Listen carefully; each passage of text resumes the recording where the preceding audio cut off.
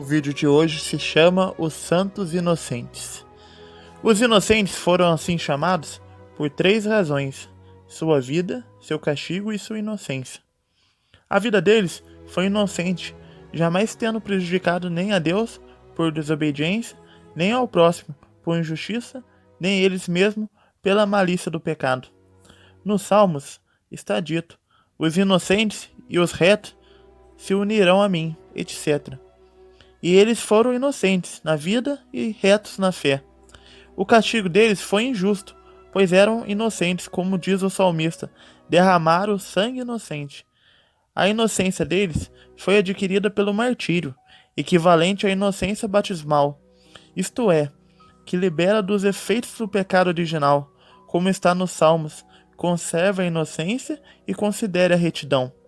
Isto é, conserva a inocência batismal e considere a retidão de uma vida repleta de boas obras. Os inocentes foram mortos por Herodes, o Ascalonita. A Sagrada Escritura menciona 3 Herodes que se tornaram célebres por sua infame crueldade. O primeiro foi Herodes, o Ascalonita, sob cujo reinado nasceu o Senhor, e pelo qual foram massacradas as crianças. O segundo foi Herodes Antipas, que mandou cortar a cabeça de João Batista. E o terceiro foi Herodes Agripa, que matou Tiago e prendeu Pedro. Sobre eles foram feitos os versos: Ascalonita matou as crianças, Antipas degolou João, Agripa assassinou Tiago e encarcerou Pedro. Mas contemos em poucas palavras a história do primeiro Herodes. A história escolástica conta que o Antípatro, o Idumeu, casou-se com uma sobrinha do rei dos árabes e teve com ela um filho, que chamou de Herodes, e que mais tarde foi alcunhado de Ascalonita. Foi ele que recebeu o reino da Judéia, de César Augusto, e o primeiro a ter o cetro real sem ser da tribo de Judá. Ele teve 6 filhos: Antípatro, Alexandre, Aristóbulo, Arquelau, Herodes, Antipas e Filipe.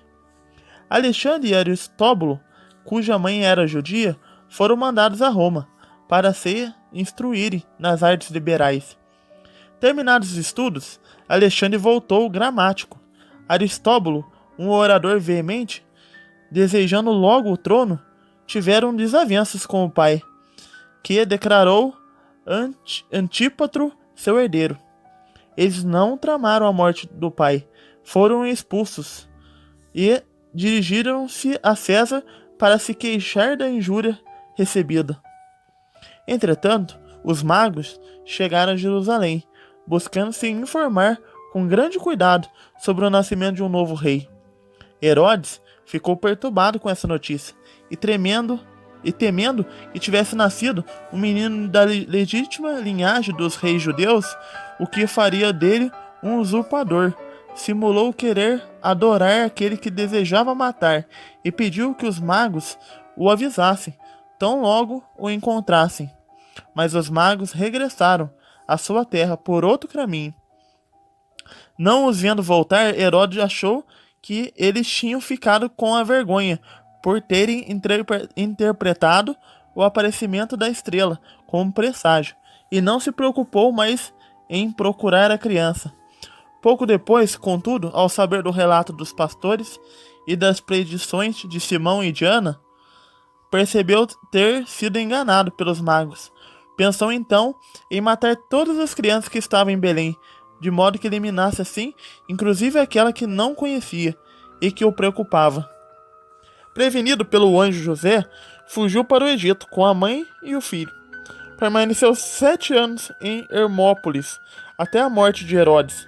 Quando o Senhor entrou no Egito, todos os ídolos foram derrubados, segundo a predição de Isaías, e do mesmo modo que quando da saída dos filhos de Israel do Egito, não houve uma só casa na qual o primogênito não tivesse sido morto pela mão de Deus.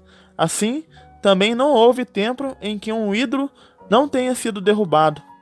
Cassiodoro relata em sua história tripartite que em Hermópolis, na região de Tebas, Existe uma árvore chamada Persídes, que tem a profundidade de curar os enfermos, em cujos pescoços são colocados frutos, folhas ou pedaços de suas cascas.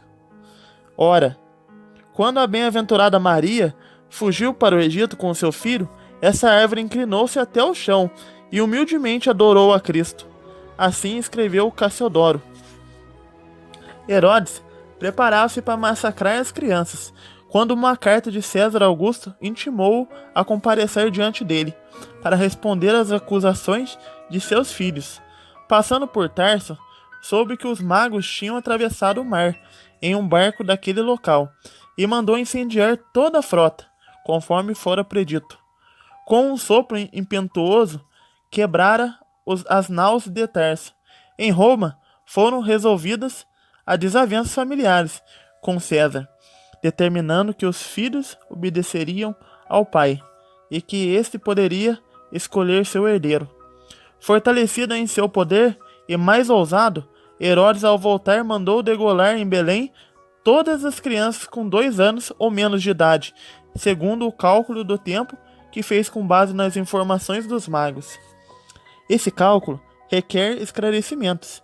A escritura fala em abiamatu et infra, o que pode ser interpretado de 2 formas.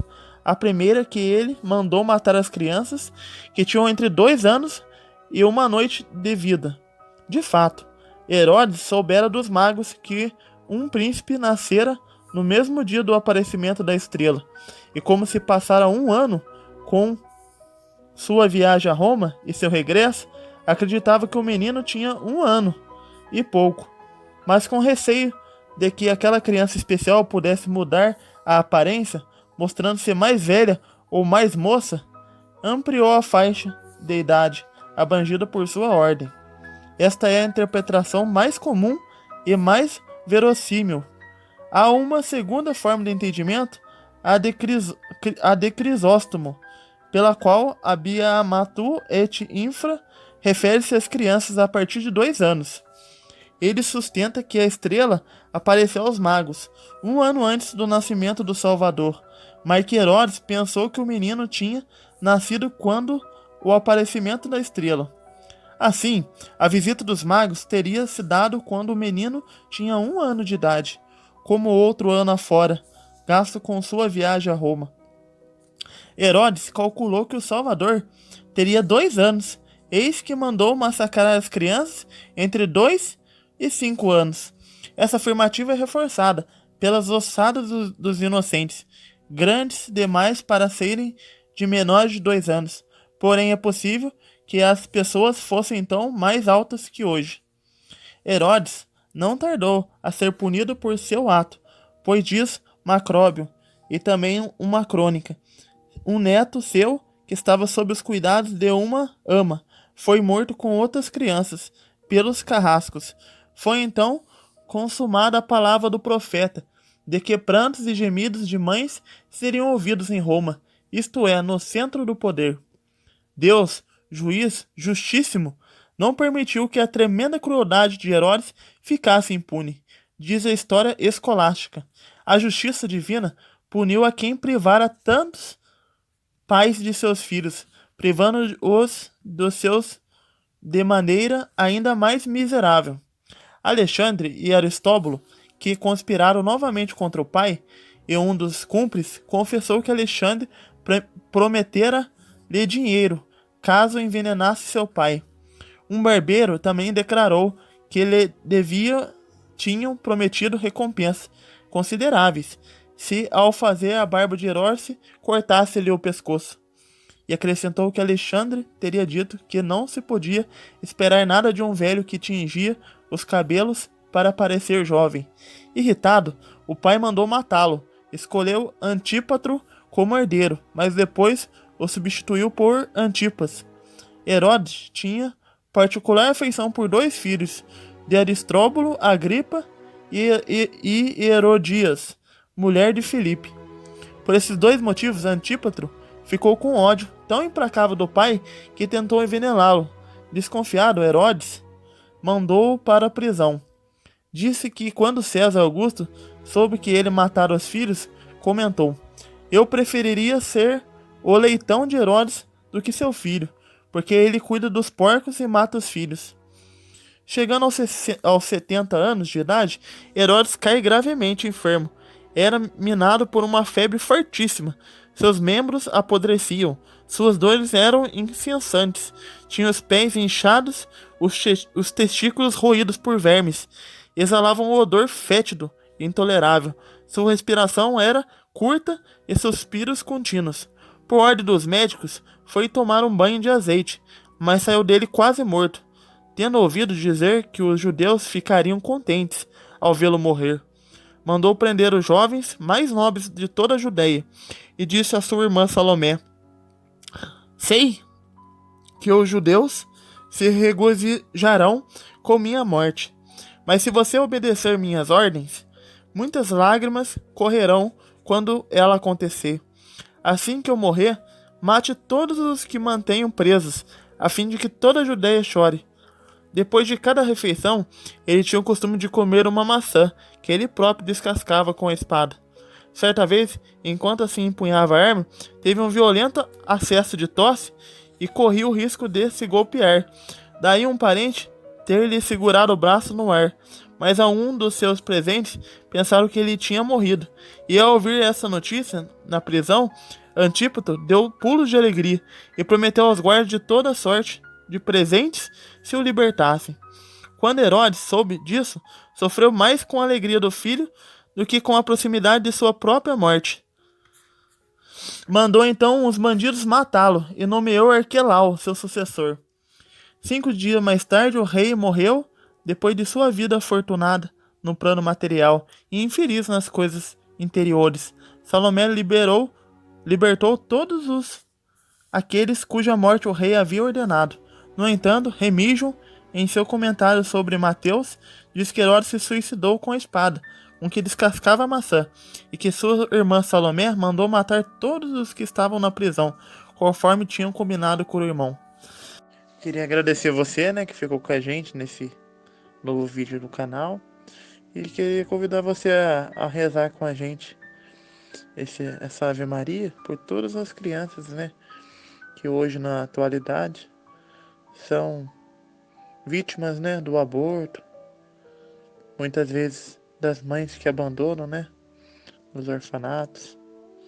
Rezemos por todas essas mães para que a conversão e que o destino dessas crianças esteja sempre com o anjo da guarda, que as protege, que as guarda.